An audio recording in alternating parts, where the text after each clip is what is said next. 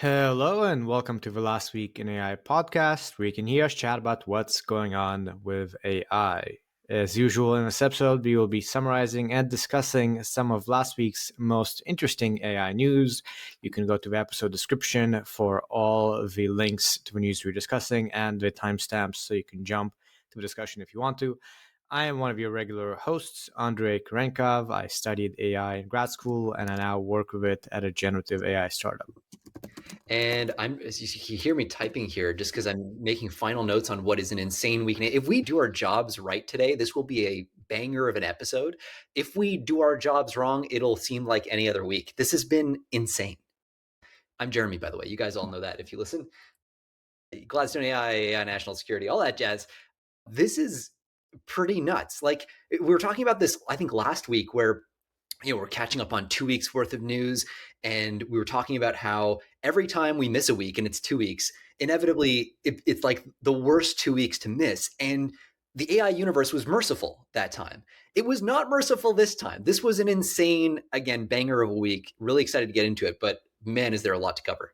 Exactly. Yeah. There hasn't been a week like this probably in a few months. There was a similar week, I think, around February, where a whole bunch of releases and announcements were bunched up from multiple companies. And that's what we're seeing in this one. So, just to give you a preview, the main bit that's exciting and very full is announcements concerning tools and sort of consumer products. So Google had their I/O 2025 presentation, and that's where most of the news has come out of. They really just went on the attack, you could say, with a ton of stuff either coming out of beta and experimentation, being announced, being demonstrated, etc. And we'll be getting into all of that.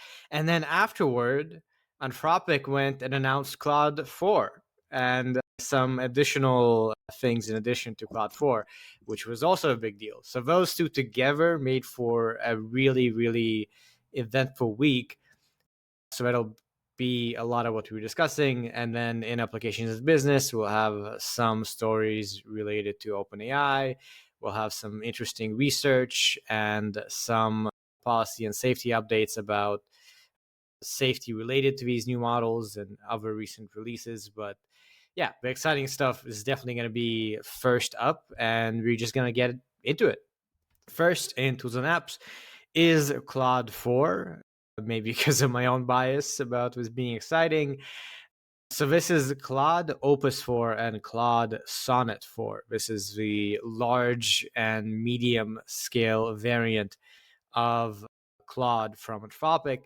Previously, we had Claude 3.7. I think for a few months, Claude 3.7 has been around, but not super lengthy. And this is pretty much an equivalent update. They'll be costing the same as the 3.7 variants. And the pitch here is that they are better at coding in particular and better at long workflows. So they are able to maintain focused effort across many steps in a workflow.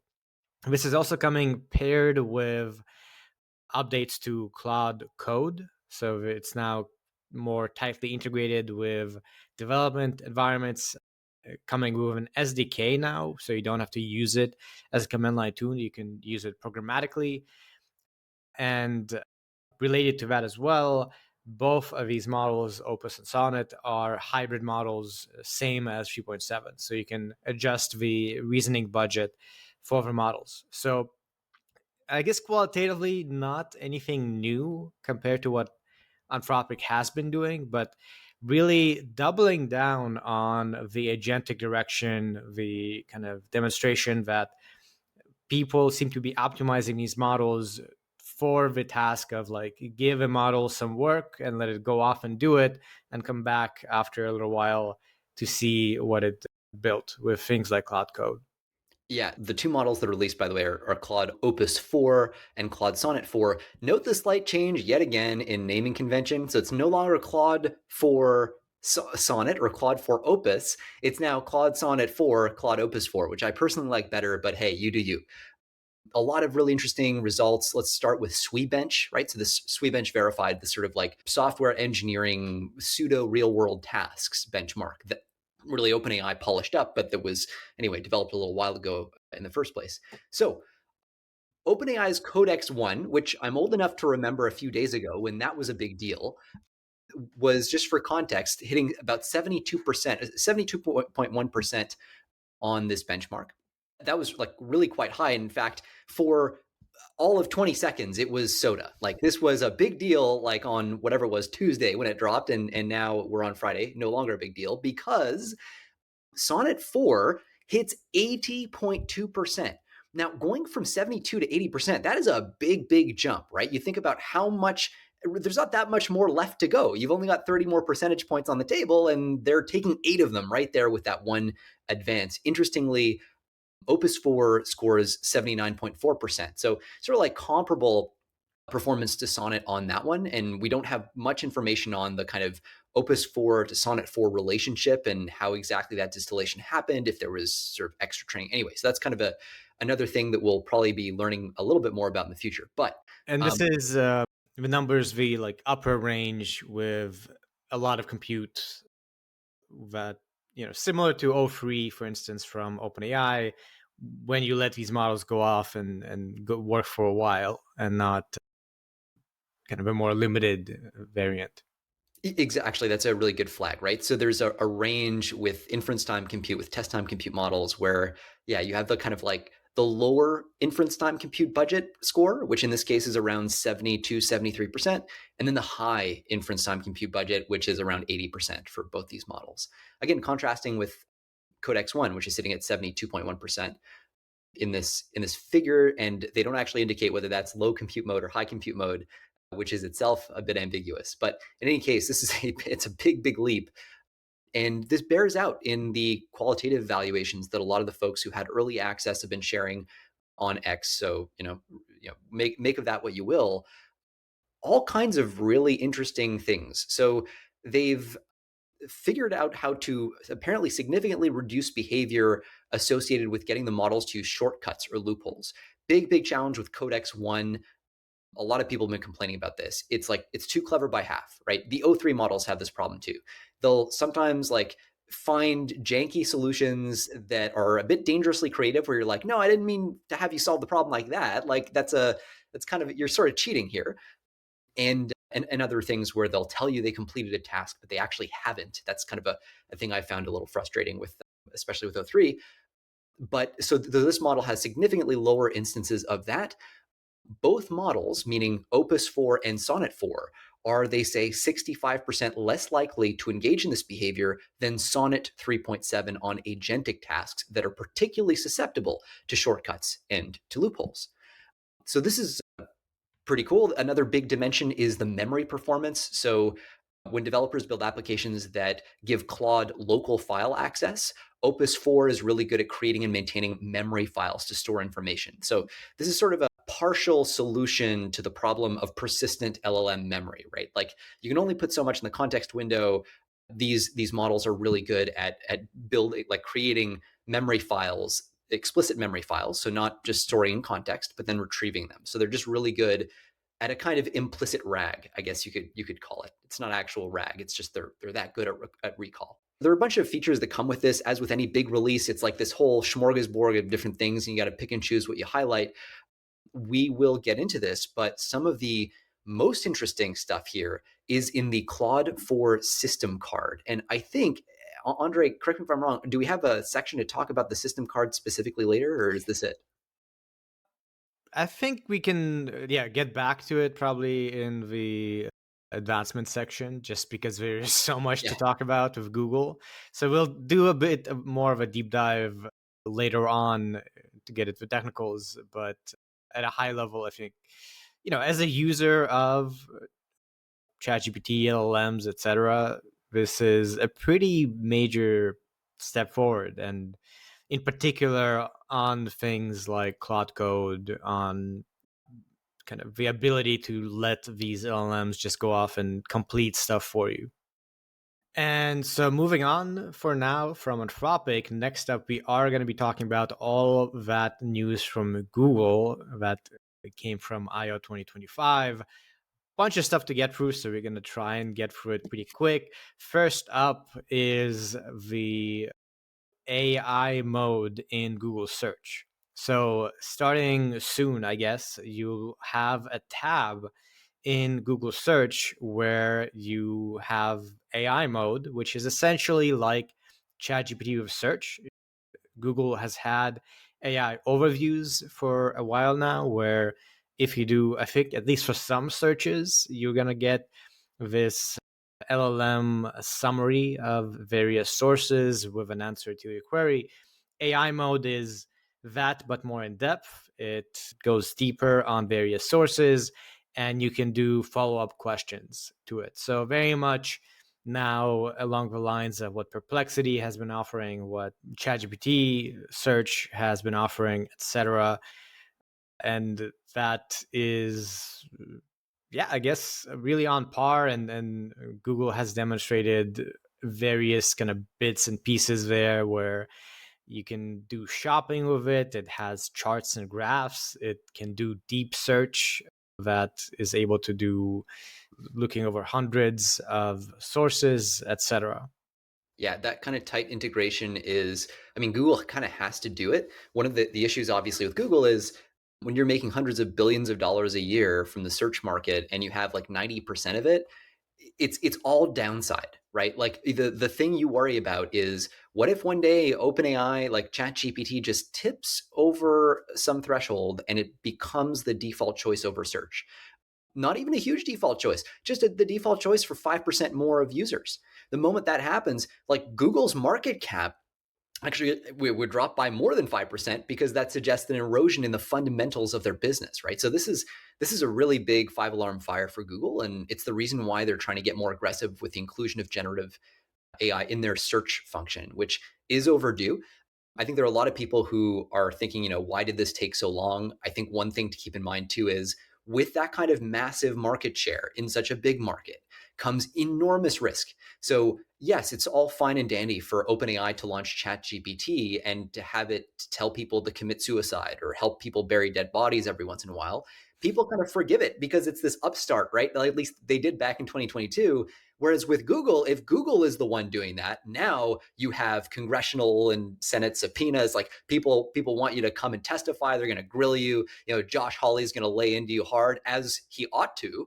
But that's kind of the problem, right? You're reaching a fundamentally bigger audience. That's since equilibrated. So OpenAI is kind of benefiting still from their brand of being kind of swing for the fences. So in some ways, the expectations are a bit lower, which is unfair at this point. But Google definitely has inherited that legacy of a big company with a lot of users. So yes, the rollouts will be slower for completely legitimate sort of market reasons. So anyway, I think this is just like really interesting. We'll see if this actually takes off. We'll see what impact that has too on ChatGPT. I will say the Google product suite is this sort of unheralded, relatively speaking, unheralded suite of very good generative AI products. I use Gemini all the time.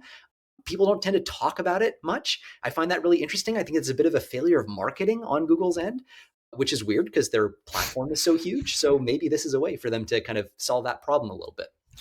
Well, we'll touch on possibly the usage being higher than some people. I think there might be a Silicon Valley bubble situation going on here Yeah, where yeah, fair. I get you're not Silicon Valley, but you're like, spiritually in Silicon Valley in terms Yeah. of a bubble. Moving right along, next announcement also from IO was talking about Project Mariner.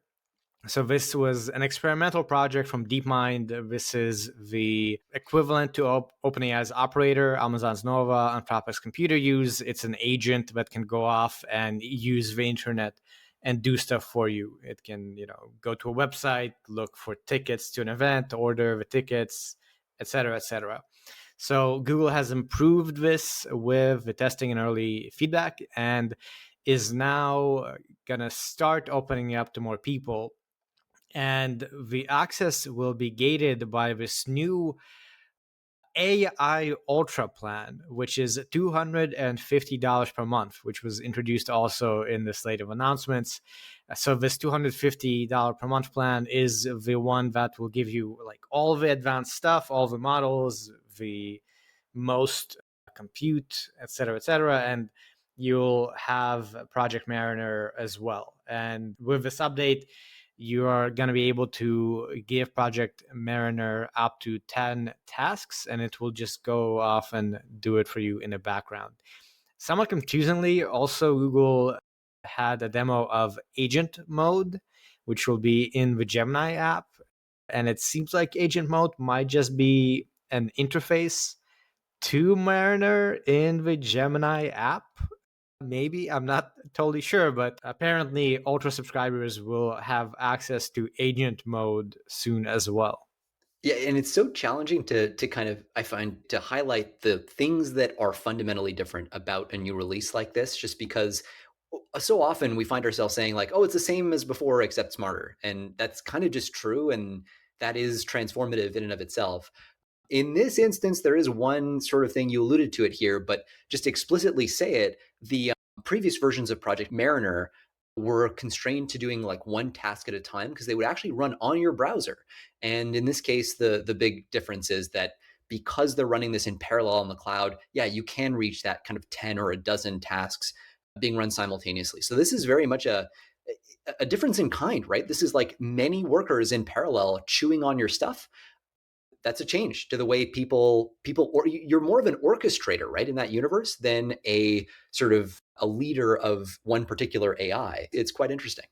And moving right along, the next thing we'll cover is VO3, which I think from just kind of the wow factor Mm-hmm. of the announcements is the highest one. I think in terms of impact, probably not the highest one, but in terms of just wow, AI is still somehow blowing our minds. Yeah. VO3 was the highlight of Google I/O, and that is because not only is it now producing, just mind-blowingly coherent and realistic videos compared to even a year ago, but it is producing both video and audio together, and it is doing a pretty good job. So there's been many demonstrations of the sorts of things VO can do. The ones that kind of impressed me, and I think a lot of people, is you can make videos that sort of mimic interviews or typical YouTube style content where you go to a conference, for instance, and talk to people, and you have people talking to the camera with audio, and it just seems pretty real. And it's, yeah, different in kind from video generation we've seen before, and coming also with a new tool from Google called Flow to kind of be able to edit together multiple videos as well. So again, yeah, very impressive from Google, and this is also under their AI Ultra plan. Yeah, it's funny because they also include a set of benchmarks in their launch website, which, by the way, they're sort of hidden, right? You actually have to click through a thing to see any anyway. And I always find it interesting to look at these when you've got that wow moment. I don't mean to call it quite a chat GPT moment for text to video because we don't yet know what the adoption is going to look like. But certainly from an impact standpoint, it is a wow moment. When you look at how that translates, though, relative to VO2, which, again, relatively unheralded, like not a lot of people talked about, they did at the time, but it hasn't really stuck. So 66% win rate. So 2/3 of the time, it will beat VO2 on a sort of movie gen bench, which is a benchmark that Meta released. It's just basically about preferences regarding videos. So it wins about 2/3 of the time. It loses a quarter of the time and then ties 10% of the time. So it's a pretty like, it looks like a fairly dominant performance, but not like a knockout of the sort that you might. It's difficult to go from these numbers to like, oh wow, like this is the impact of it. But it certainly is there. Like when you look at these, it's it's pretty remarkably good, and this speaks to the consistency as well of those generations. It's not that they can cherry pick necessarily just a few good videos. It does pretty consistently beat out previous versions. Right. And they also actually updated VO2. So just a demonstration of how crazy this was in terms of announcements. VO2 now can take kind of reference photos. We've seen this with some other updates. So you can give it an image of, a t-shirt or a car, and it will incorporate that into a video. And all this is folded into this Flow video creation tool. So that has camera controls, it has scene builder where you can edit and extend existing shots, it has this asset management things where you can organize ingredients and prompts. And they also released this thing called Flow TV, which is a way to browse people's creations with VO free. So tons of stuff. Now Google is competing more of a runway and kind of, I guess, what OpenAI started doing with Sora when they did release Sora fully, that had some built-in editing capabilities. Now VO isn't just text to video; they have more of a full-featured tool to make text to video useful.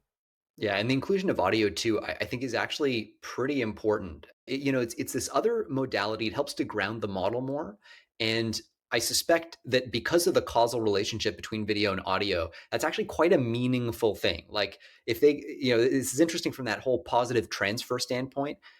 Do you get to a point where the models are big enough, they're consuming enough data that what they learn from one modality leads them to perform better when another modality is added, even though the complexity of the problem space increases? And I suspect that will and probably is already happening, which means we're heading to a world by default with more multimodal video generation. That wouldn't be too surprising, at least. And next up, Google, I guess, didn't just want to do text to video, so they also did text to image with Imagen 4. This is the latest iteration of their, flagship text to image model. As we've seen with text to image, it is even more realistic and good at following prompts and good at text.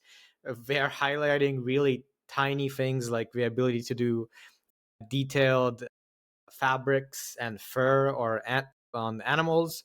And also, they apparently paid attention to generation of text and typography, saying that this can be useful for slides and invitations and other things. So, rolling out as well for their tool suite. And last thing to mention about is they also say this will be faster than Imagen 3.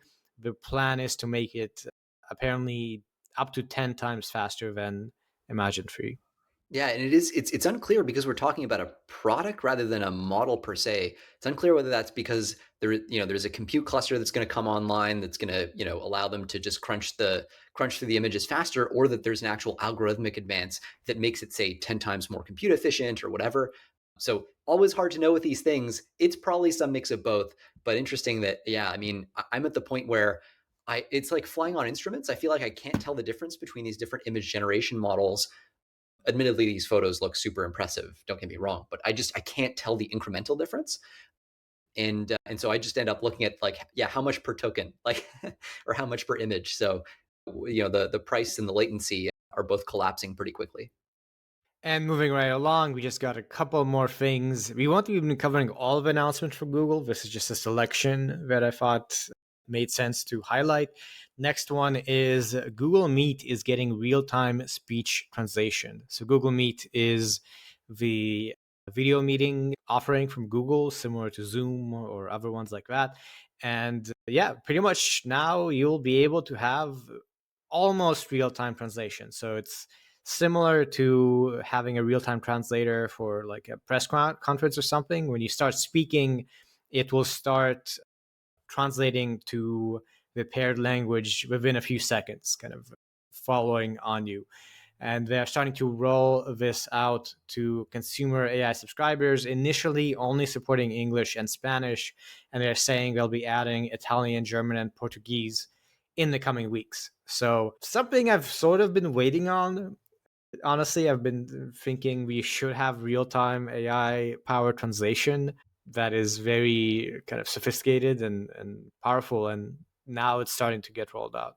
Yeah, I personally thought people who spoke languages other than English were just saying complete gibberish up until now. So this is a real shock yeah. No, but it's kind of funny, right? This is another one of those things where you hit a point of, where latency crosses that critical threshold, and that becomes the magic unlock. Like, a model that takes even 10 seconds to produce a translation is basically useless because it's at least this really awkward conversation, at least for the purpose of Google Meet. So another case where it did take Google a little while, as you pointed out, but the risk is so high. If you mistranslate stuff and start an argument or whatever, that's a real thing, and they're deploying it again across so many video chats because of their reach that's going to have to be part of the corporate calculus here.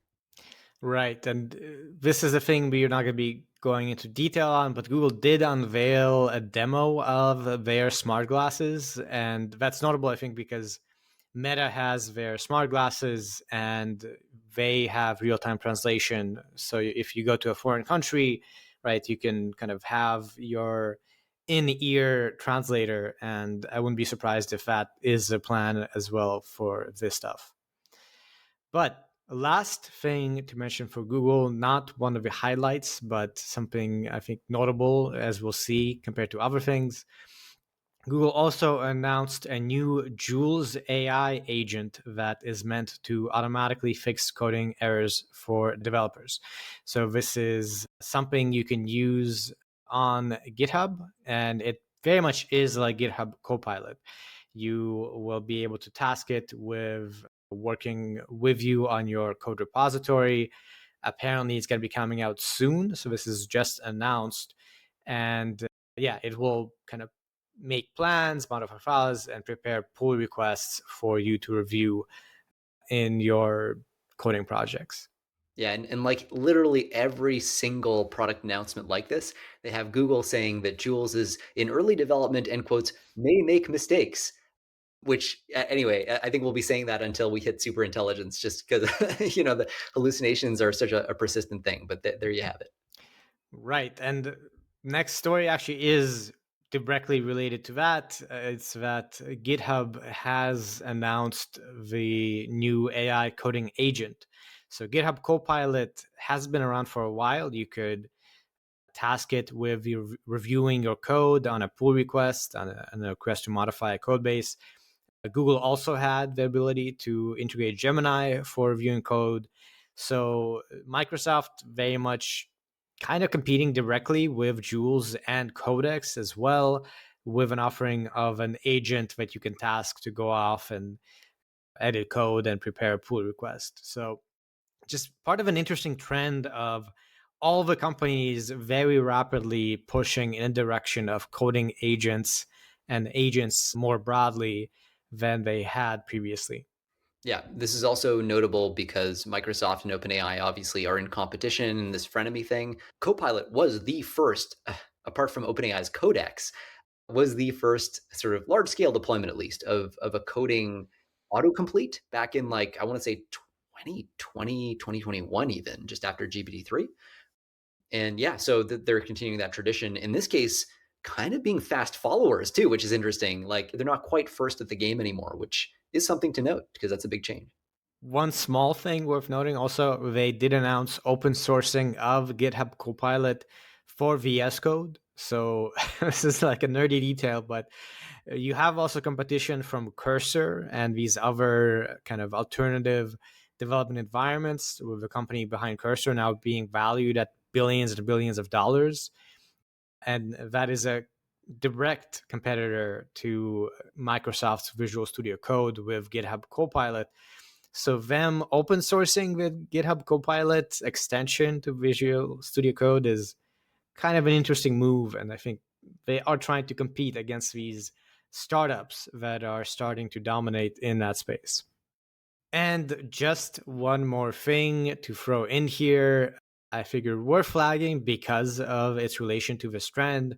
Mistral, the French company that is trying to compete with OpenAI and Anthropic, has announced Devstral, a new AI model focusing on coding. And this is being released under an Apache 2 license and is competing with things like Gemma Free 27B, so like a mid range coding model. And yeah, Mistral also working on a larger agentic coding model to be released soon, apparently, with this being the smaller model that isn't quite that good. This is also following up on CodeStral, which was more restrictively licensed compared to Devstral. So there you go. Everyone is getting into coding more than they have before. You get an agent and you get an agent. And on to applications and business. We have first up, not the most important story, but I think the most kind of interesting or weird story to talk about, which is this OpenAI announcement of them fully acquiring a startup from, is it Jony Ive? Yeah, Jony Ive, yeah. Jony Ive, yes, who seemingly has had this startup IO that was the details here are quite strange to me. So there's this Yes. startup that Jony Ive started with Sam Altman, seemingly 2 years ago, that we don't know anything about or what is done.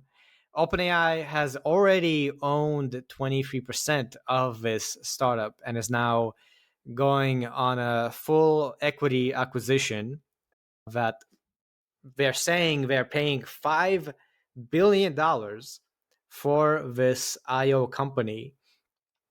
And that's a company with 55 employees that, again, at least I haven't seen anything out of.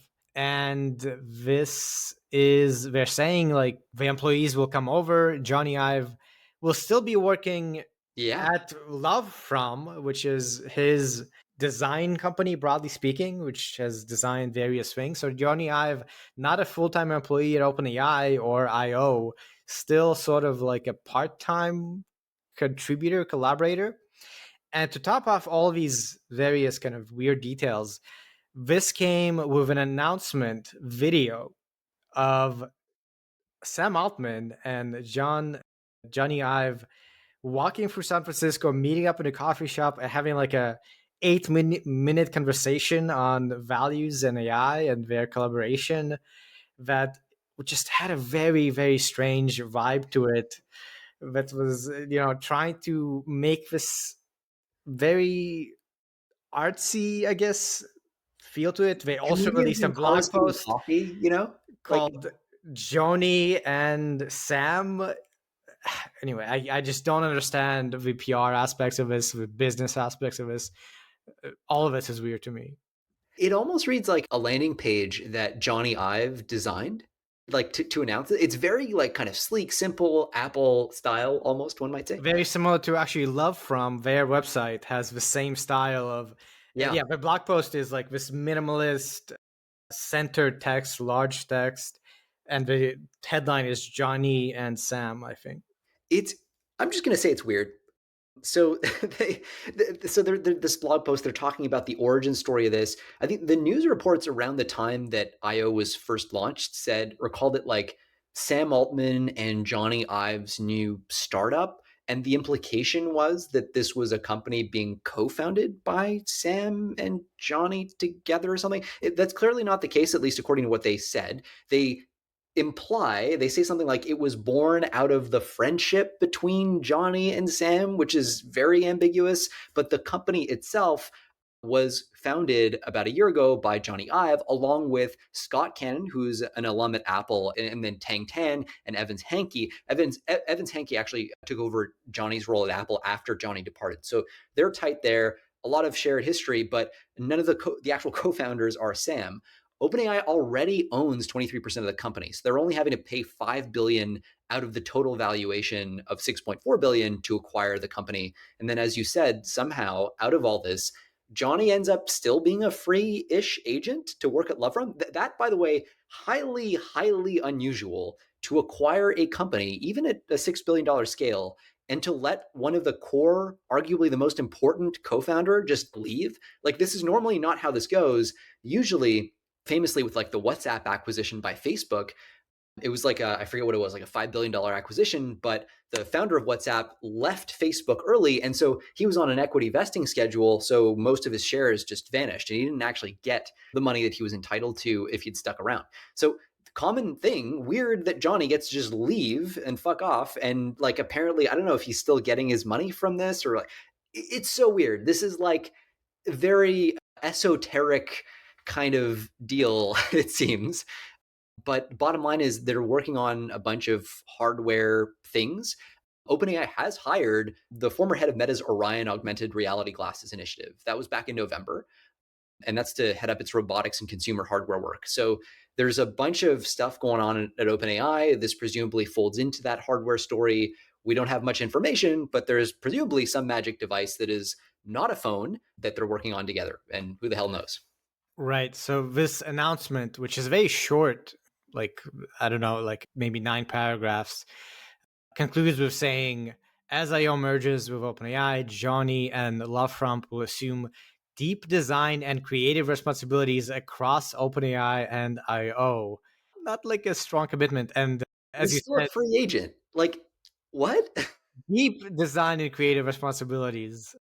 And yeah, IO was seemingly working on a new hardware product, as you said, like a hardware interface for AI, similar to the Humane AI Pin and Rabbit R1, famously huge failures. Very interesting to see if they're still hopeful that they can make this AI computer, or whatever you want to call it, AI interface within OpenAI and with Jony Ive.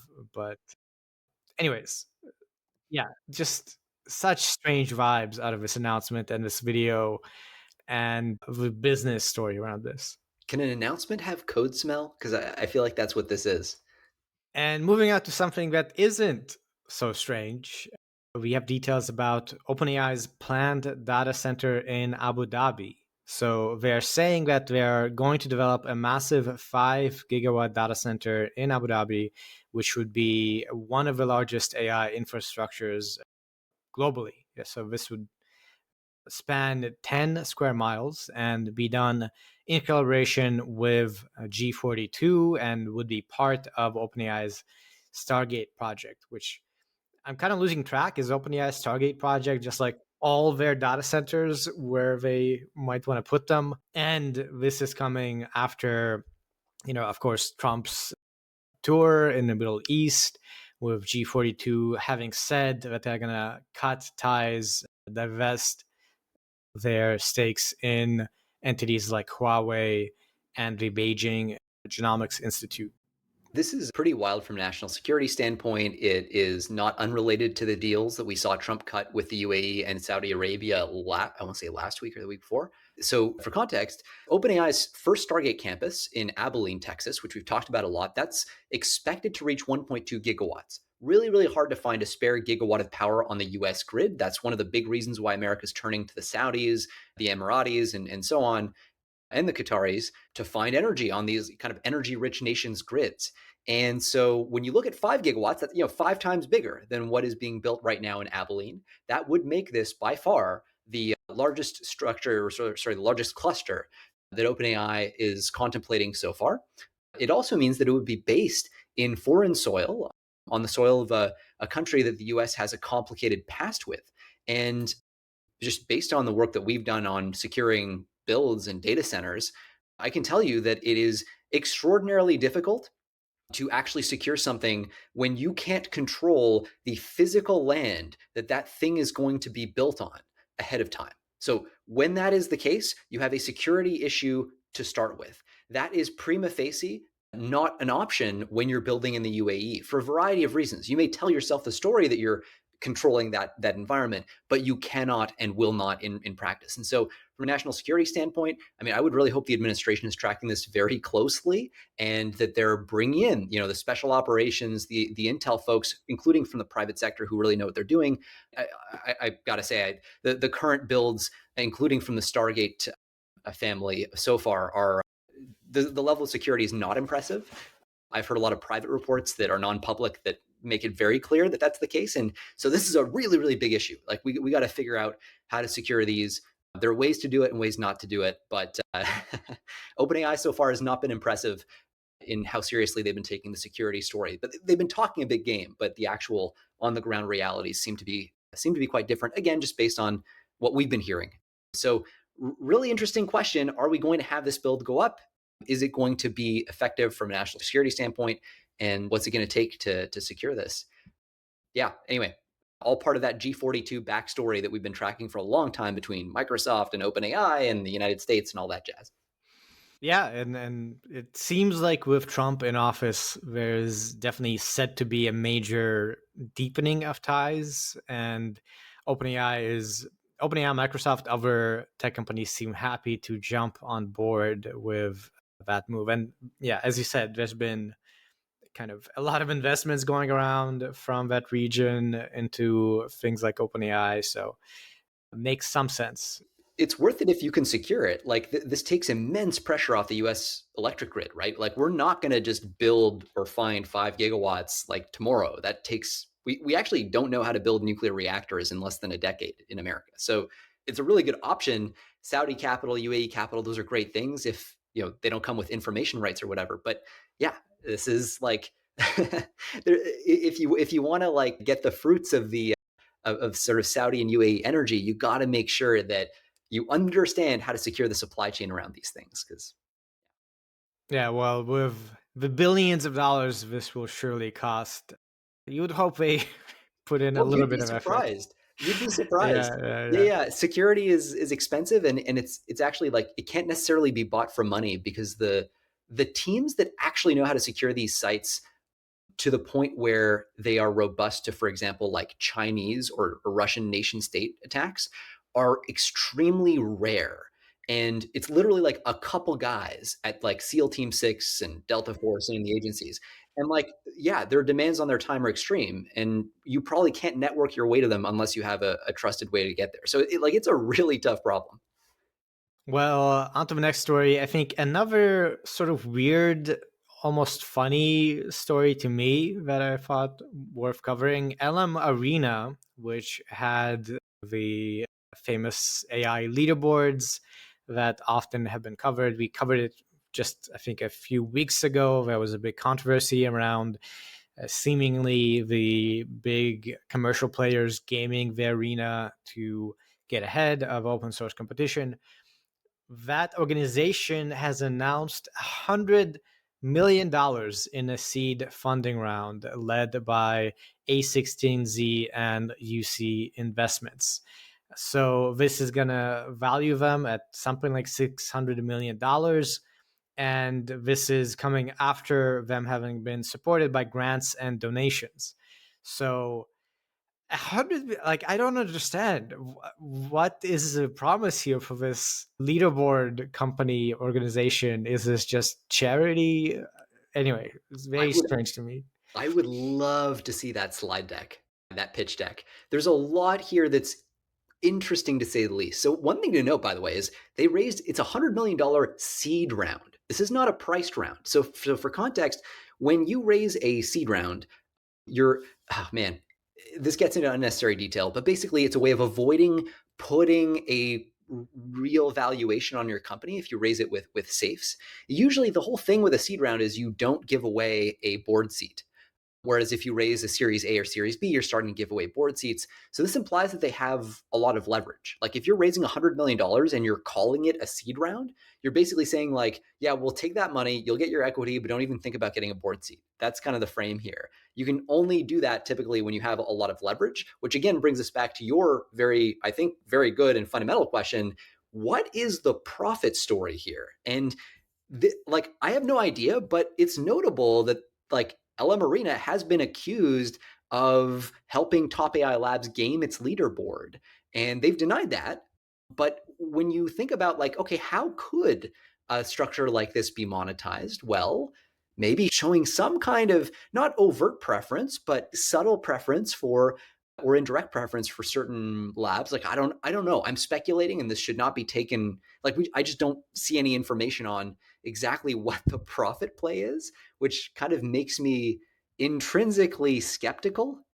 And yeah, we'll see where this goes. But again, there's a lot of leverage here. There's got to be a profit story. It's being led by A16Z, so you know there's a there presumably.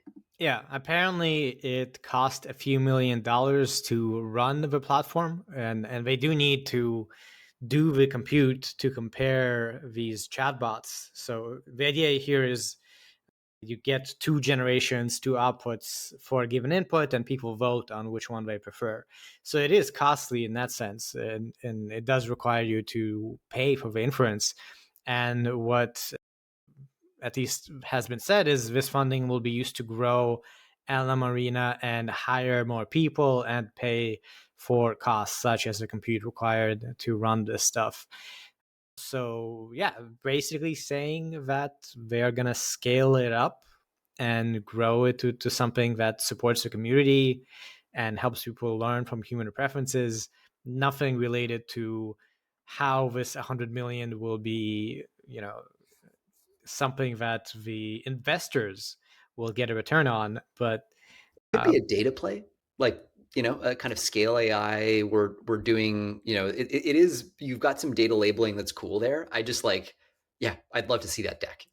yeah. And next up, going back to hardware, Nvidia CEO has said that the next chip after the H20 for China will not be from the Hopper series. So this is just a kind of small remark, and it's notable because previously it was reported that Nvidia planned to release a downgraded version of the H20 chip for China in the next 2 months. This is announced amidst a transition in US policy as to restrictions on chips, and after the sale of these H20 chips designed specifically for China was banned only a few months ago. It looks like Nvidia is kind of having to change their plans and adapt quite rapidly. Yeah, it seems like they will be pulling from the Blackwell line. This makes sense. Jensen's quote here is, it's not Hopper because it's not possible to modify Hopper anymore. So they've sort of moved their supply chains over onto Blackwell. No surprise there. And they've sort of squeezed all the juice they can out of the Hopper platform. And presumably sold out of their stock Yeah. when it was announced that they couldn't do that anymore. Next up, I put this in the business section just so that we could move on from Google for a little bit. It was announced that Google Gemini AI app has 400 million monthly active users, apparently, which is approaching the scale of ChatGPT. Apparently, that had 600 million monthly active users as of March.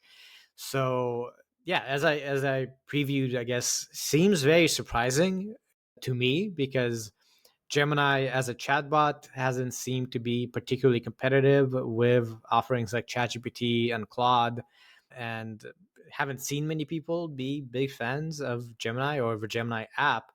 But according to this announcement, lots of people are using it. Yeah, and apparently, so the comparable here, there are recent court filings where Google estimated in March that ChatGPT had around 600 million monthly active users. So, this is like 2/3 of where ChatGPT was back in March. So, to the extent that, ChatGPT and OpenAI are encroaching on Google's territory, well, Google's, starting to do the same. So, yeah, this is all obviously a competition as well for data as much as for, money in the form of subscriptions. So this is all self-licking ice cream cones, if you will, or flywheels that both these companies are trying to get going.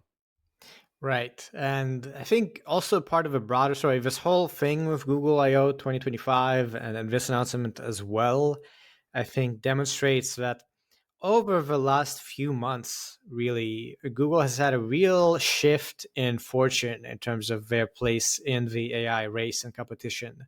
Basically, until like 2025, they've seemed to be surprisingly behind. Gemini was like surprisingly bad, even though numbers looked pretty good. And their web offerings in terms of search lagged behind Perplexity and ChatGPT search. Then Gemini 2.5 was updated or released, I think, in late January and kind of blew everyone away with how good it was. Gemini 2.5 and Gemini Flash have continued to be updated and continued to impress people. And now all this stuff via free Imagen 4, the agents, all these like 10 different announcements really position Google as I think for many people in the space looking at who is in the lead or who is killing it, Google is killing it right now. They are, and this is, we've talked about this before, Google being the sleeping giant, right? With this massive, massive pool of compute available to them. They were the first to, there's the first to recognize scaling in the sense that OpenAI did with GPT-2 and then GPT-3. But then there's the first to recognize let's just say, the need for distributed computing infrastructure in a more abstract sense. And that was certainly Google. They invented the TPU explicitly because they saw where the wind was blowing. And then now they have these massive TPU fleets and a whole integrated supply chain for them. OpenAI really woke the dragon when they went toe to toe with Google via ChatGPT and Microsoft. And so, yeah, I mean, to some degree, this is not to some degree entirely. This is the reason why you're seeing that 5 gigawatt UAE build that OpenAI is going to build. They need to be able to compete on a flop per flop basis with Google. If they can't, they're done. Right? This is kind of just how the story ends. So that's why all the capex is being spent anyway. Just these announcements that we're seeing today are the product of capex that goes back 2 years, like breaking ground on data centers 2 years ago and making sure chip supply chains are ready 3 years ago and designing the chips and all that stuff. So this is really a long time in the making every time you see a big rollout like this. Yeah, and not just the infrastructure. I mean, having DeepMind, having Google Yeah. AI, Google was the first company to really go in on AI in a big way, spending billions of dollars on DeepMind for many years as just a pure R&D play. Microsoft later, also started investing more in Meta and so on. But yeah, Google has been around for a while in research, and that's why it was to a large extent kind of surprising how lagging they were on the product front, and now seemingly they're catching up. And just one more thing to cover in the section, we have a bit of a analysis on the state of AI servers in 2025. This is something, Jeremie, you linked to just on X. So I think I'll just let you cover this one. Yeah, it's sort of like a random assortment of excerpts or take homes from this big JP Morgan report on AI servers from their Asia Pacific Equity Research branch. And there's just like a bunch of little kind of odd tidbits. We won't spend much time on this because we got to go, man. There's more news. Just looking at the mismatch between, for example, packaging production. So TSMC's ability to produce wafers of like kind of packaged chips, and how and then downstream GPU module assembly and how that compares to GPU demand. And they're just kind of flagging this interesting mismatch where it seems like there's about a 1 million or 1.1 million GPU unit oversupply currently expected heading into anyway the next few quarters, which is really interesting given where things were at just like 2 years ago, right? That massive shortage that saw prices skyrocket. So kind of curious to see what that does to margins in the space. This is all because of Nvidia inventory buildup. Basically, like there's a whole bunch of excess there. Anyway, and there were some yield issues and things like that that are being fixed. Anyway, they've got interesting numbers about the whole space. CapEx increasing across the board from these massive cloud companies by like pretty wild amounts, and in particular, ASIC shipments. So basically, AI chip shipments projected to go up 40% year over year, which is huge. I mean, that's a lot more chips in the world than there were last year. And keep in mind, those chips are also much more performant than they were before. So it's 40% year over year growth on a per chip basis, but on a per flop basis, a per compute basis, it's even more than that. We may be like doubling the amount of compute or actually more that there is in the world based on this. So anyway, you can check it out if you're a nerd for these things and you want to see what's happened to Amazon's Trainium 2 demand. It's up 70%, by the way, which is insane, and a bunch of other cool things. So check it out if you're like sort of like finance and compute nerd, because this is just gonna be your weekend read. On to the next section, projects and open source. We just have one story here, I guess, to try and save time because there's a lot more after. And the story is pretty simple. Meta is delaying the rollout of the biggest version of Llama. So when they announced Llama 4, they also were previewing Llama for Behemoth, their large variant of Llama 4 that is meant to be competitive with ChatGPT and Claude and basically the frontier models. So it seems like, and according to sources, that they initially planned to release this behemoth in April. That was later pushed to June, and it has now been pushed again until at least fall. So this is all, kind of internal. They never committed to anything, but it seems like, per kind of the reports and general, I think, things that are coming out, that Meta is struggling with training this model to be as good as they want it to be. Yeah, I think this is actually a really bad sign for Meta because also they have a really big compute fleet, right? They have huge amounts of capex that they've poured into AI compute specifically, and what this shows is that they now have consistently struggled to make good use of that capex. They have been consistently pumping out these like pretty mid models, unremarkable, and then to make up for that, gaming them to make them look more impressive than they are in a context where DeepSeek is eating their lunch, both from a marketing branding standpoint and also just raw performance and compute efficiency. And so, yeah, this is really bad. The whole reason that Meta turned to open source, it was never because they thought that they were going to somehow open source AGI. That was never going to happen. Anybody who has AGI locks it down and uses it to like bet on the stock market and then funds the next generation of scaling and that shit. But and then obviously automates AI research. It was eventually going to get locked down. This was always a recruitment play for Meta, and there were some other ancillary infrastructure things, getting people to build on their platforms and that. But the biggest thing absolutely was always recruitment.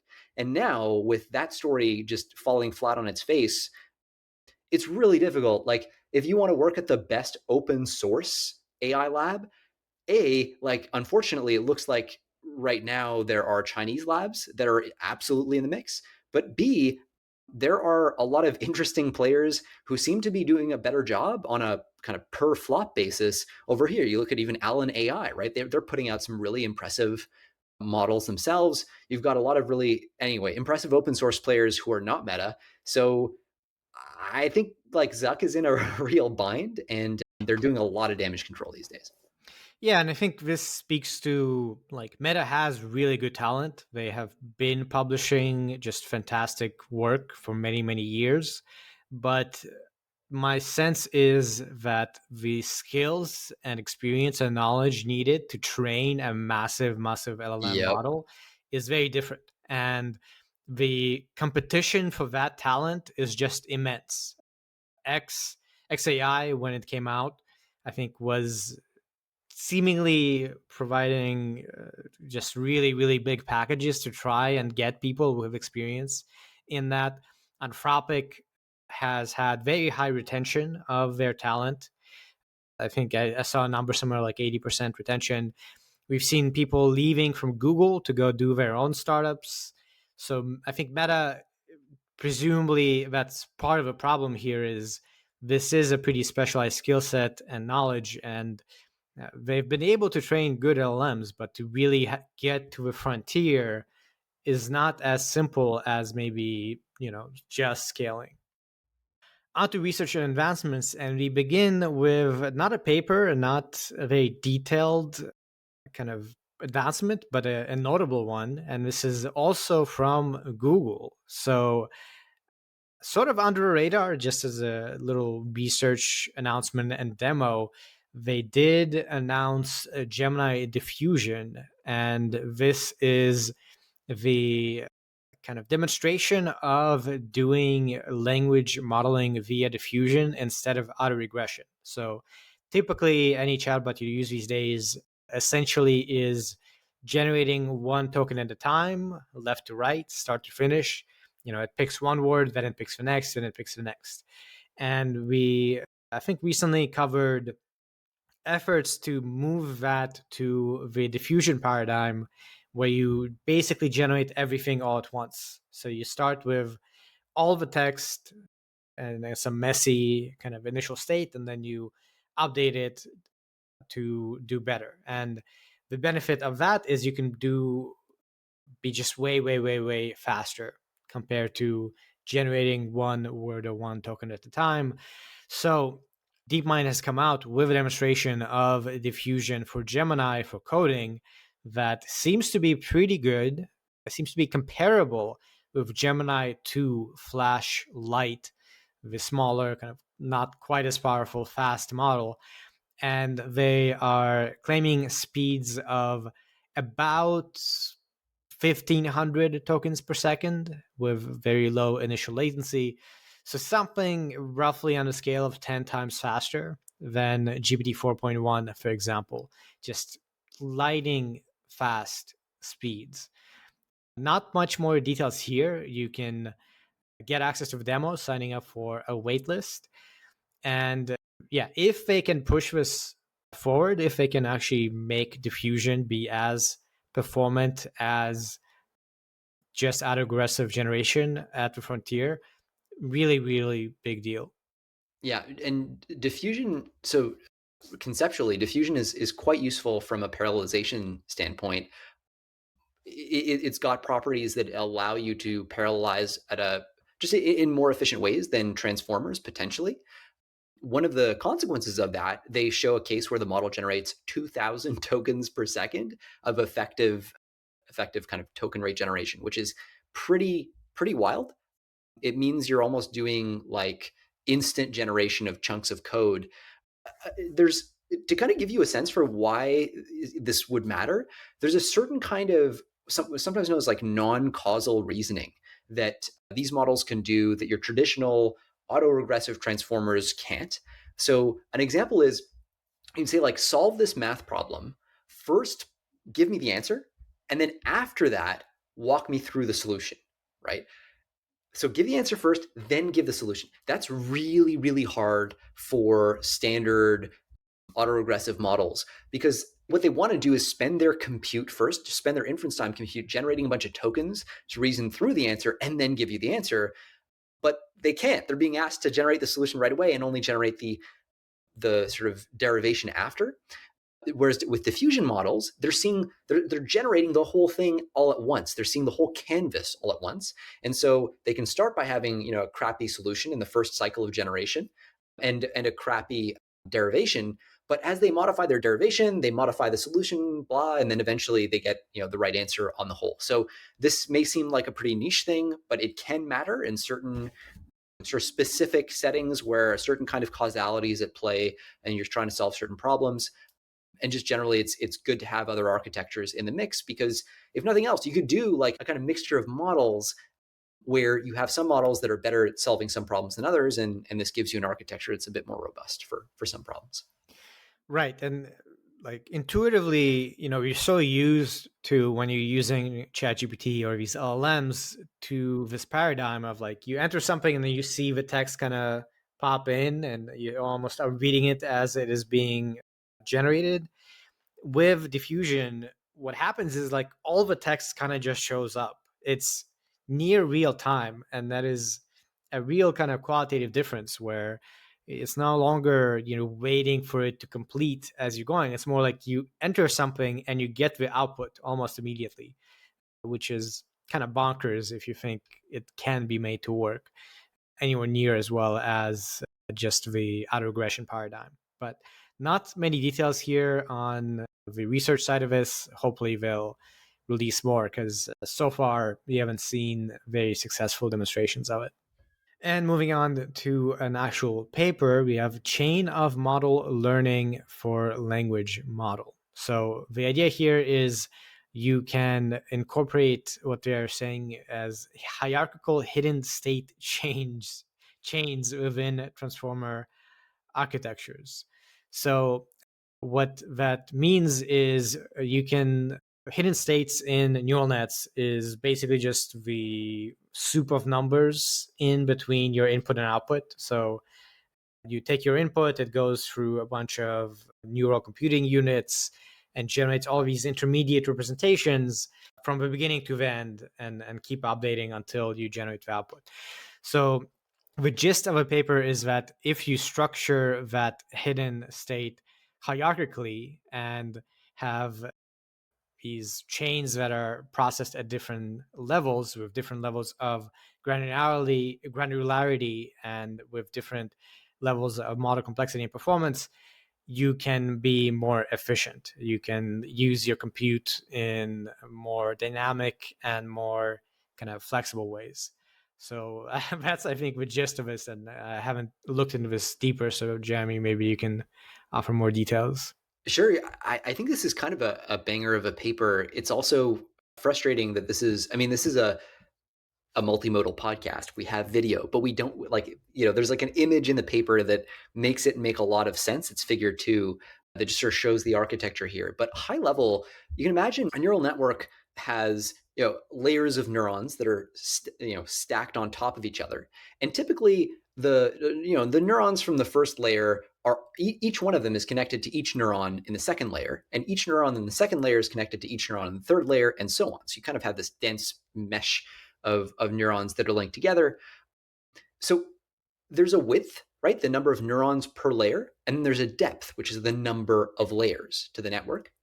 In this case, what they're going to do is they're kind of going to have a slice, a very small, narrow width slice of this network. And they're going to essentially make that the backbone of the network. So let's imagine there's two neurons in each layer. And the two neurons from layer one are connected to the two neurons from layer two and layer three and so on. And the two neurons, say at layer two, can only take input from the two neurons at layer one. They can't see any of the other neurons at layer one.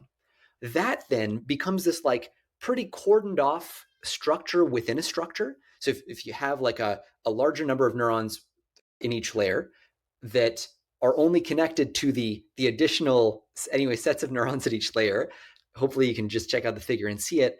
You can kind of see how this allows you to kind of increase the size. You can run your model in larger mode, either by only using the thin slice of, say, two neurons that we talked about, or by considering a wider slice, 4 neurons or 8 or 16 or whatever. And so what they do is they find a way to train this model such that they are training at the same time all these kind of smaller submodels, these thinner submodels, so that once you finish training, it costs you the same amount basically to train these models, but you end up for free with a bunch of smaller models that you can use for inference.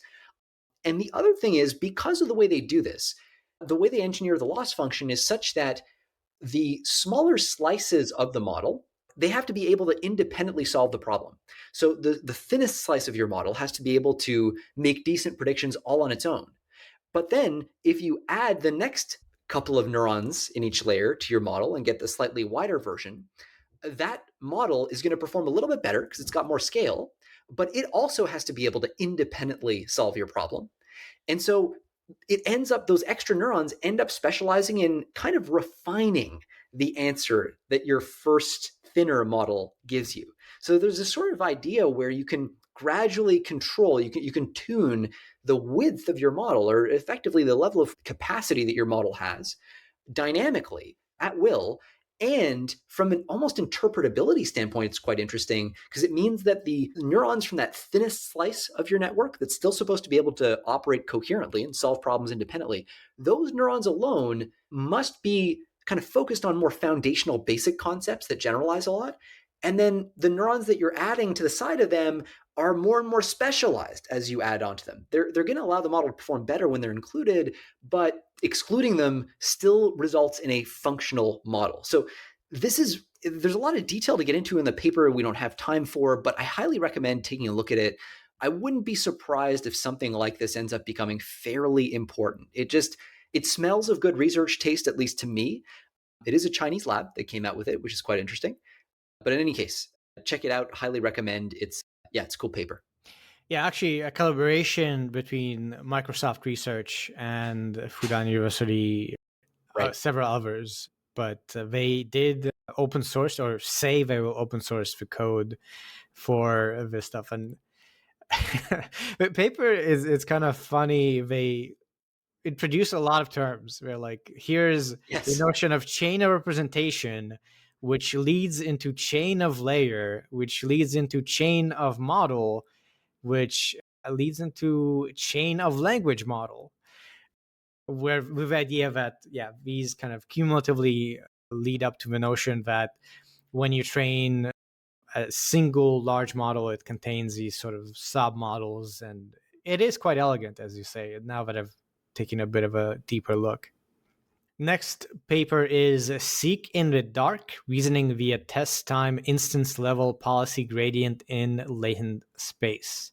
So the idea or problem here is a variant of test time compute, where you want to be able to do better for a given input by leveraging computation at test time rather than train time. You're not updating your parameters at all, but you're still able to do better. And the idea of how this is done here is sort of mimicking prompt engineering. So you're tweaking the representations of the input for the model, but instead of actually literally tweaking the prompt for a given input, it's tweaking the representations within the model. So they are using a reward function to update the token-wise latent representations in the process of decoding, and that they show can be used to, for a given input, improve performance quite a bit. So they're kind of optimizing the internal computations in an indirect way that is yet another way to be able to scale at test time, quite different from, for instance, chain of thought. Yeah, so that was actually really good. I never thought of this as an alternative to prompt engineering, but I think you're exactly right, right? It's like activation space prompt engineering, or at least that's a really interesting analogy. Yeah, it's so this is another, in my opinion, another really interesting paper. So is the basic idea is you're going to take a prompt, feed it to your model. In this case, you're going to give it a reasoning problem and get the model to generate a complete chain of thought, right? So the model itself just generates the full chain of thought, vanilla style, like nothing unusual. And then you're going to feed the chain of thought to the model, and this is going to lead to a bunch of activations at every layer of the model, as usual. Now, the final layer of the model, just before it gets decoded, you have activations there, and you're going to say, okay, well, why don't we essentially build a reinforcement learning model and have that model play with just those activations? And what we're going to do is we're going to get the model itself to like decode and then estimate the expected reward on this task for the final kind of decoding the answer. And you're going to do it in a very, very kind of simple, greedy way. So whichever token is given highest probability, that's just the one that you're going to predict. And you're going to use essentially a version of the same model to predict the reward. And then, like, if the reward is low, you're going to go in and modify. So according to the model's own self-evaluation, if the reward is low, you're going to modify the activations in that final layer. The activations that sort of represent or encode the chain of thought that was fed in. So you're going to tweak those, and then you'll try again, decode, and then get the model to evaluate that output. Oh, I think it needs to be, we need to do some more tweaking. So you go back and you tweak again the activations, and you can do a bunch of loops like this. Essentially, it's like getting the model to correct itself, and then based on those corrections, it's actually changing its own representation of the chain of thought that it was chewing on. It's really quite interesting, and again, it sort of feels obvious when you see it, but somebody had to actually come up with the idea. A couple of observations here. So there's an interesting scaling behavior as you increase the number of iterations of this cycle, right? Get the model to actually decode, evaluate its own output, then tweak the activations a bit. What you find is there's typically like an initial performance improvement that's followed by a plateau. And that plateau seems to come from the model's own ability to evaluate, to predict the rewards that would be assigned to its output. When instead of the model self-evaluating, you use an accurate reward model, one that always gets the reward prediction right, then all of a sudden that plateau disappears and you actually get continuous scaling. Like the more of these loops you do, as long as you're correctly assigning the reward and it corresponds to like the true base reality, you just continue to improve with scale. So that's another scaling law implied in here, which is quite impressive. There's also a bunch of like compute efficiency stuff. So there's a question of like, do we think of the playing field as every activation in the final layer of the transformer, or as a subset? We could imagine only doing reinforcement learning to optimize, say, 20% of those activations. And in fact, it turns out that that ends up being the optimal way to go. And 20% is a pretty good number, they find. Don't optimize all those activations, just optimize some of them. And at least for me, that seemed counterintuitive. Like, why wouldn't you want to optimize the full set of activations? It turns out, a couple of reasons. One is just optimization stability, right? So if you're updating everything, there's a risk that you're just going to go too far off course, and you need to have some anchoring to the original meaning of the chain of thought so you don't, steer way off. And then there's issues of representational capacity. So just having enough latent representations to allow you to do effective extrapolation. Anyway, this is a really, I think, interesting and important paper. Wouldn't be surprised to find it turn into another dimension of test time scaling. So yeah, just thought it was worth calling out. Yeah, it's interesting in a sense of, I don't know, it's like you have an auxiliary model, or you could conceptually have an auxiliary model that's just for evaluating this like in between activation and doing sort of side optimization without updating your main model. Something about it seems a bit strange conceptually, and maybe there's like equivalent versions of this, but that's just a gut feeling somehow I get.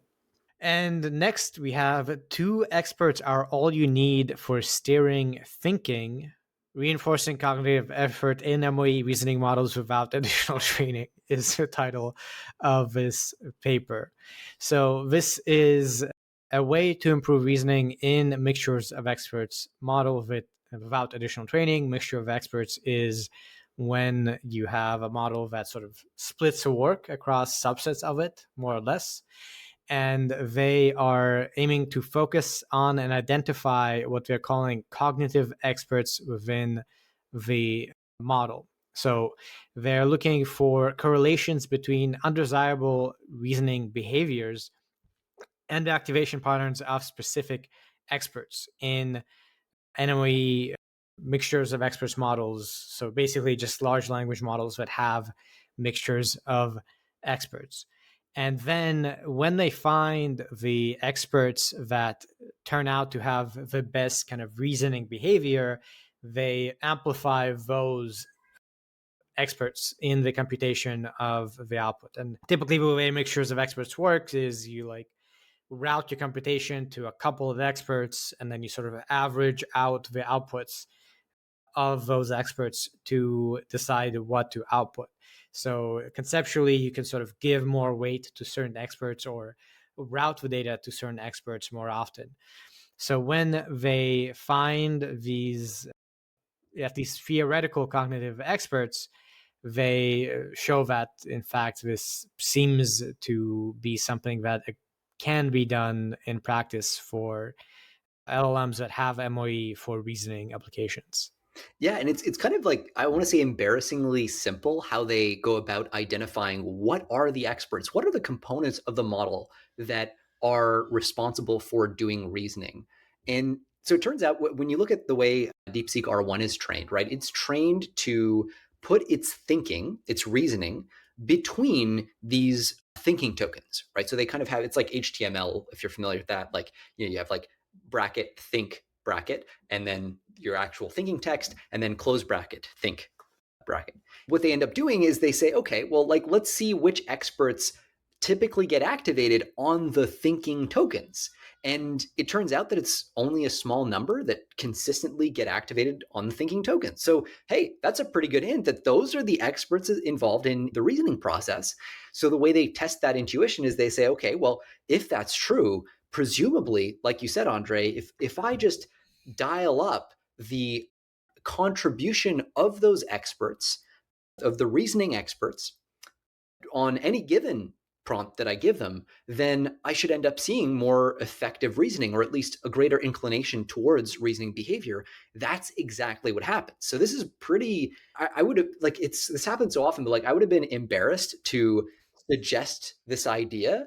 Like, it just seems so obvious, and yet the obvious things are the ones that work. And in fairness, they only seem obvious in hindsight. This is obviously a very good idea. Anyway, so they use a metric called pointwise mutual information to measure the correlations between expert activations and reasoning tokens. It's actually a pretty simple measure, but there's no point going over it in detail. One interesting thing is there's cross-domain consistency, though. So the same expert pairs consistently appeared as the top reasoners, the top cognitive experts across a whole bunch of domains, math, physics, a bunch of stuff, which really does suggest that they encode general reasoning capabilities. I wouldn't have bet on this. Like the idea that there is an expert in an MOE that is the reasoning guy. One thing, they don't touch on this in the paper, but I would be super interested to know, how are the different so-called reasoning experts different, right? So like they're saying there's two reasoning experts basically in this model that you need to care about.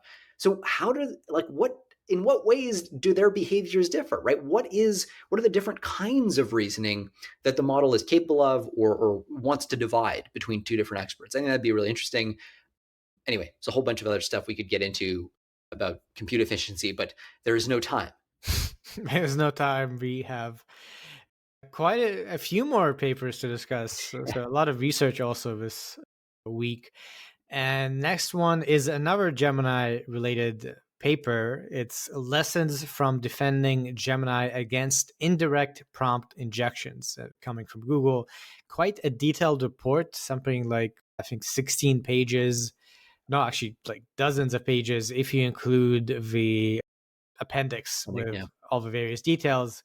The gist of it is you're looking at indirect prompt injections, so things like embedding data in a website to be able to get an AI agent that's been, directed to go off and do something, go off course. And the short version I'll provide as a summary, and Jeremie, you can add more details as you think is appropriate, is that they find that it is possible to apply known techniques to do better. So you can protect against known attacks and do that via adversarial fine-tuning, for instance.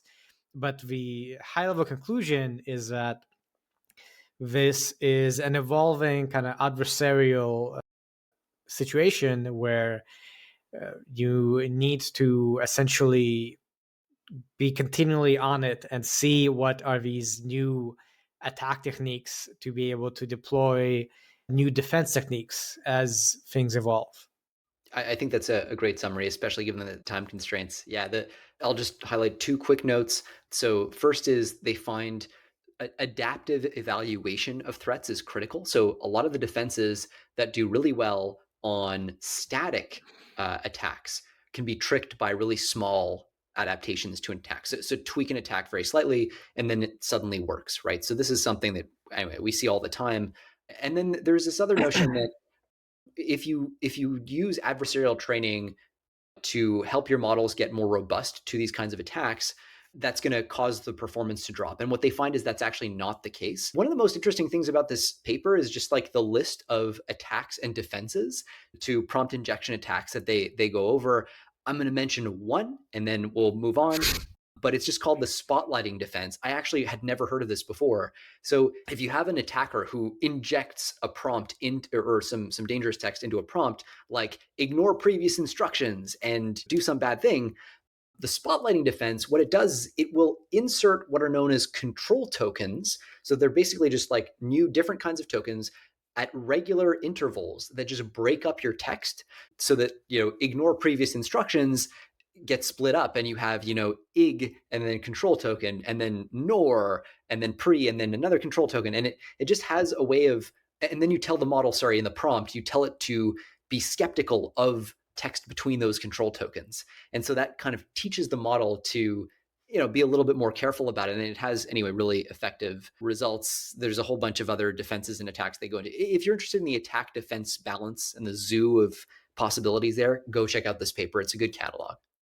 Next up, we have from Epoch AI, how fast can algorithms advance capabilities? So this is a blog post associated with a previously released paper titled LLM Guess. Can LLM capabilities advance without hardware progress? The motivation of the research is basically asking the question of, can we find software improvements that yield big payoffs in terms of better accuracy. So it ties into this hypothesis that if LLMs get good enough at conducting good AI research, they can find breakthroughs to self-improve, and then you get this so-called intelligence explosion, where the LLMs get better at research, they find new insights as to how to train better LLMs, and then the better LLMs keep finding better algorithmic insights until you become super, super ultra intelligent.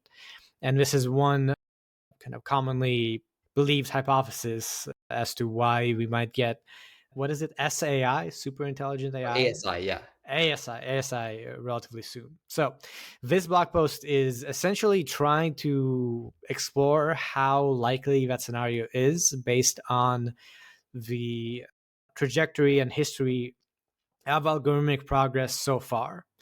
And the gist of their conclusion is that there are two types of advancements. There are compute dependent and compute independent insights. So there are some insights that only demonstrate their true potential at large scales, things like transformers, mixtures of experts, sparse attention, that with smaller models, when you're testing, may not fully show you how beneficial they are, how promising they are. But as you scale up, you get way, way stronger benefits of like 20 times the performance, 30 times the performance, versus smaller things like layer norm, where you can reliably tell that this algorithmic tweak is going to improve your model, and you can verify that at 100 million parameters instead of 10 billion parameters or 100 billion parameters, meaning that you can do research and evaluate these things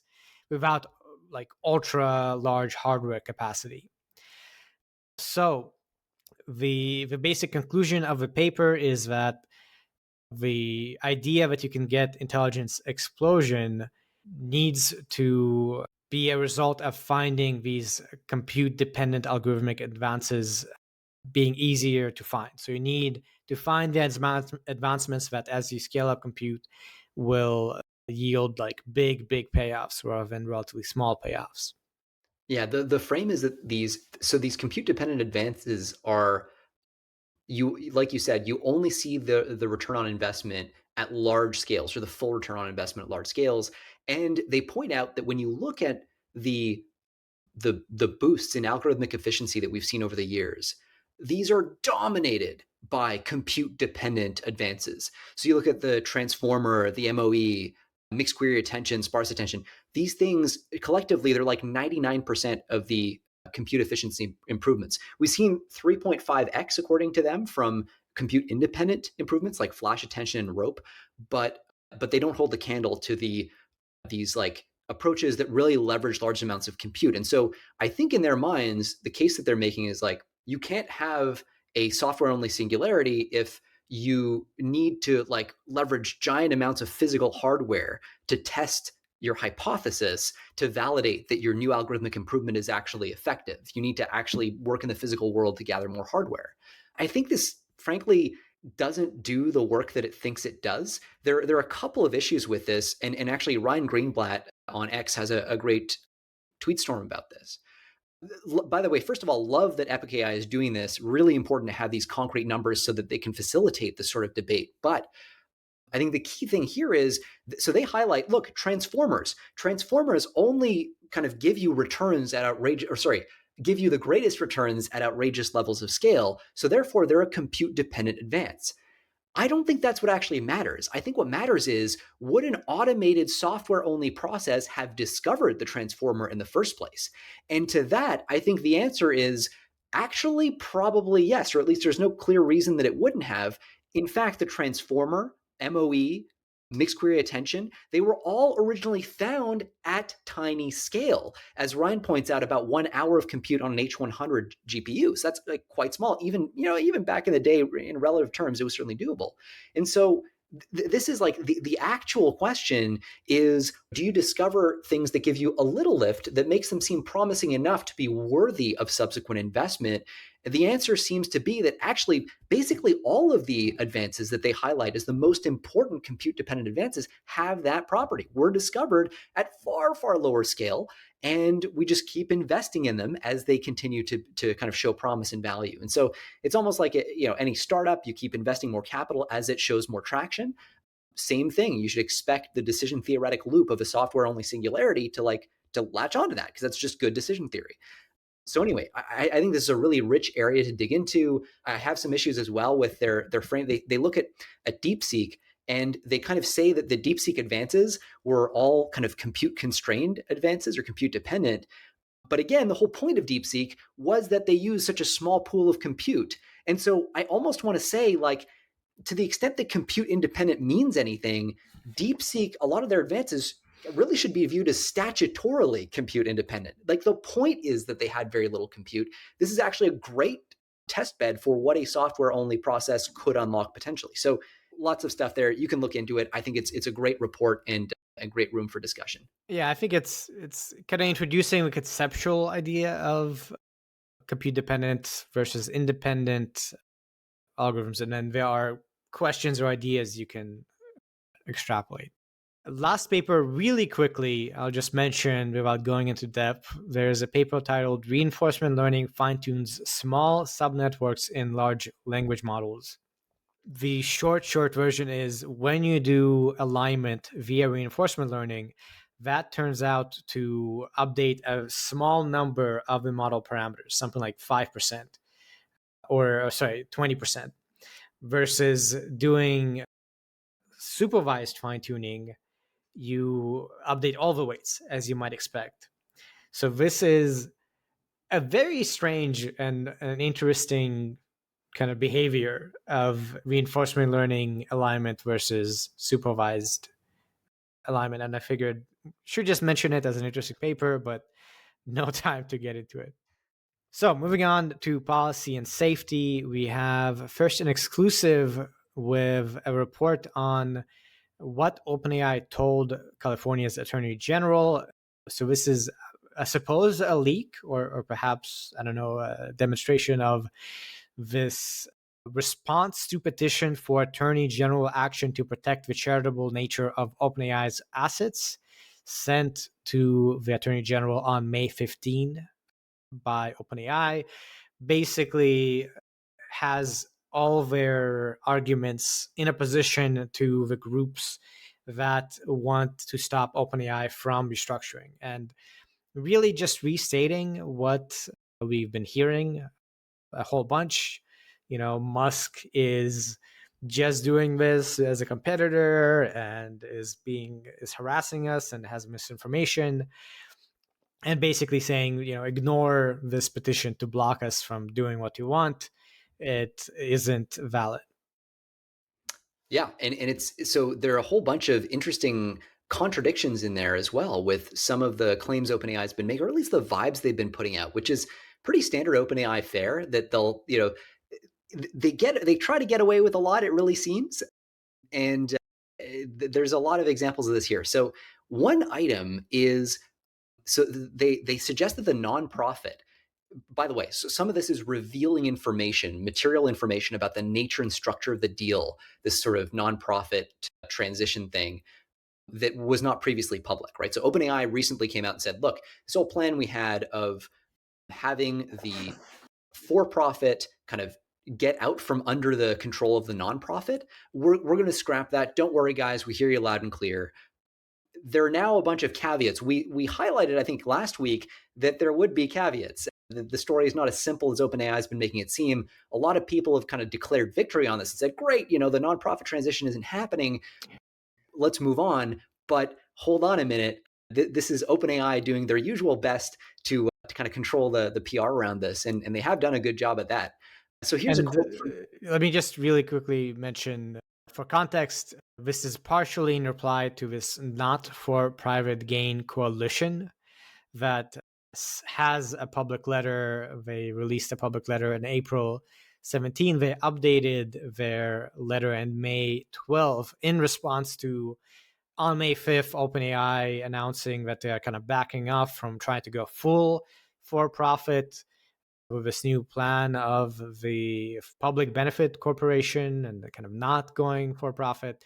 So this not for gain coalition updated their stance and essentially has criticism still. And this letter on May 15th is in response to a whole chain of criticism.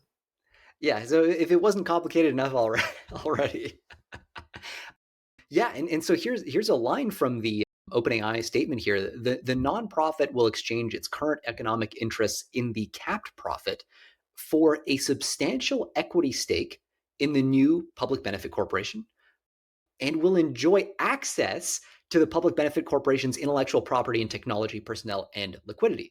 That sounds like a good thing until you realize that, well, wait a minute, the nonprofit did not just enjoy access to the technology, it actually owned or controlled the underlying technology. So now it's going to just have a license to it, just like OpenAI's commercial partners. That is a big, big caveat, right? That is not consistent with really the spirit potentially, but certainly the facts of the matter associated with the previous agreement as I understand them.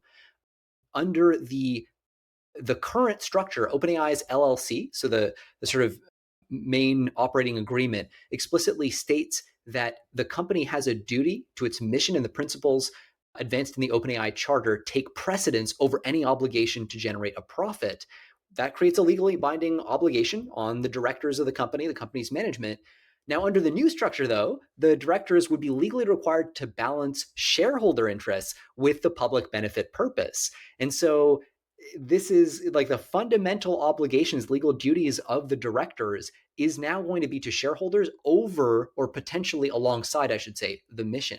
And that shift is probably a big reason why investors are more comfortable with this arrangement. We heard SoftBank say, look, from our perspective, everything's fine, after they had said OpenAI has got to get out from under its nonprofit in order for us to keep our investment in. And now they're making these noises like they're satisfied. So clearly for them, de facto, this is what they wanted, right? So there's something going on here that doesn't quite match up. And this is certainly part of it, or at least seems like it is. By the way, no public benefit company in Delaware, Garrison Lovely, who's the author of this, says, no Delaware PBC has ever been held liable for failing to pursue its mission. Their legal scholars can't find a single benefit enforcement case on the books. So in practice, this is a very wide latitude, right? There's a lot of shit that this could allow. In this letter, they're trying to frame all the criticism of this very controversial and I think pretty intuitively kind of inappropriate attempt to convert the kind of nonprofit or all that jazz. They're trying to pin it on Elon and say basically he's like the only critic, or that's sort of the frame, just because it's easy to dismiss him as a competitor, and for political reasons he's an easy whipping boy. But there's a whole bunch of stuff in here. There's like I'll just read one last excerpt because we got to go. But OpenAI's criticism of the coalitions, this is the coalition you referred to, Andrey, April 9th letter is particularly puzzling. The company faults the coalition for claiming that, quote, OpenAI proposes to eliminate any and all control by the nonprofit over OpenAI's core work. This criticism is perplexing because, as OpenAI itself later demonstrated with its May 5th reversal, that was precisely OpenAI's publicly understood plan at the time the coalition made its statement. The company appears to be retroactively criticizing the coalition for accurately describing OpenAI's proposal as it stood. So you could be forgiven for seeing a lot of this as kind of manipulative, bad faithy comms from OpenAI, especially given that this letter was not meant to be made public. And it fits, unfortunately, a pattern that we have seen the people, at least many people, believe they have seen many times over. We'll see where it all goes, but this is a thorny, thorny issue. Yeah, I think we've gotten hints at kind of the notion that OpenAI legally has tried to be aggressive, not just legally, also publicly in terms of arguing with Musk and so on. And we only have time for one more story, so we're going to do that. We have activating AI safety level 3 protections from Anthropic. So Anthropic has their responsible scaling policy that sets out various thresholds for when they need to have these safety level protections, with additional safety levels requiring greater scrutiny, more stringent processes, etc. So with Claude Opus 4, they are now implementing these AI safety level 3 measures as a precautionary measure. So they've said, we're not sure if Opus 4 is kind of at the threshold where it would be dangerous to the extent that we need this set of protections, but we're going to implement them anyway. And this comes with a kind of a variety of stuff they're committing to do it. They are making it harder to jailbreak. They are adding additional monitoring system. They have a buggy bounty program, have synthetic jailbreak data, security controls, making sure the weights cannot be stolen, and so on. Kind of quite a few things. They released a PDF with the announcement that is, like something like a dozen pages with additional details in the appendix. Yeah, and so the specific thing that's causing them to say we think we are flirting with the ASL3 threshold is the bio risk side, right? The ability they think potentially of this model to significantly help individuals with basic technical backgrounds, like we're talking undergraduate STEM degrees, to create or obtain and deploy biological weapons, right? So that's really where they're at here specifically. This is not, I don't think, associated with the autonomous research or autonomy risks that they're also tracking. But we got early glimpses of this, right? With Sonnet 3.7, I think the language they used, it was either Anthropic or OpenAI with their model, it was sort of similar, was we're on the cusp of that next risk threshold, where really it's kind of similar, whether you look at the OpenAI preparedness framework or Anthropic's SL3 in terms of how they define some of these standards. The security measures are really interesting, especially kind of given our work on the data center security side and the cluster security side. One of the pieces, and this echoes a recommendation in a RAND report on securing model weights that came out over a year ago now. They have implemented preliminary egress bandwidth controls. So this is basically restricting the flow of data out of secure computing environments where AI model weights are. So literally, like at the hardware level, presumably, that's at least how I read this, making it impossible to get more than a certain amount of bandwidth to pull data of any kind out of your servers.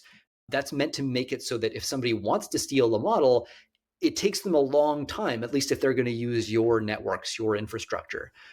And there are ways to kind of calculate what the optimal bandwidth would be under certain conditions for that. But that was kind of interesting. That's a big piece of really R&D that they're doing there.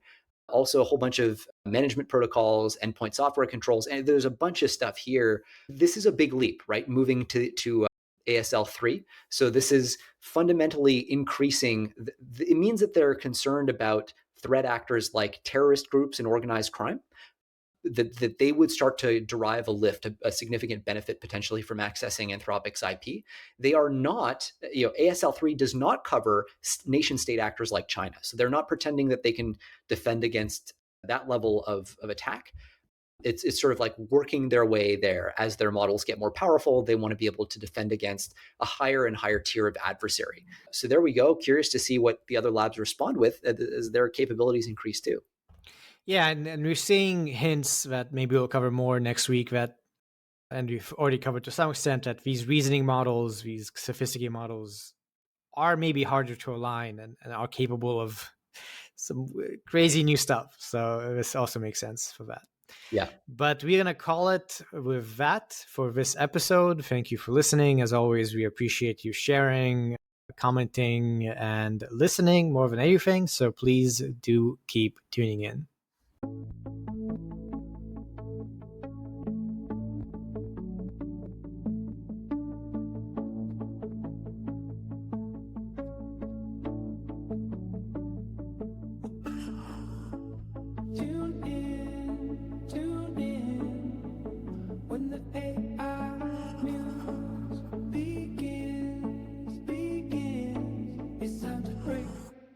Break it down.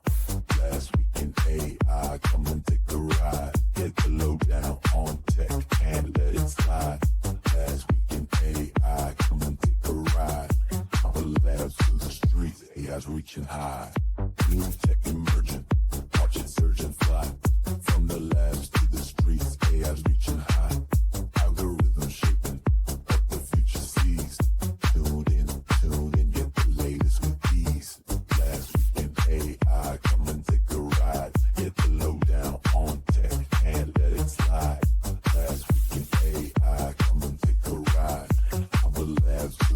limits, AI's reaching high.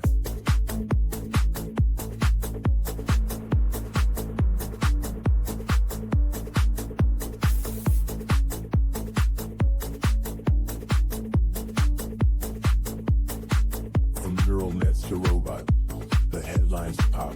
Data-driven dreams, they just don't stop. Every breakthrough, every code unwritten, on the edge of change. With excitement we're smitten. From machine learning marvels to coding kings. Futures unfolding, see what it brings.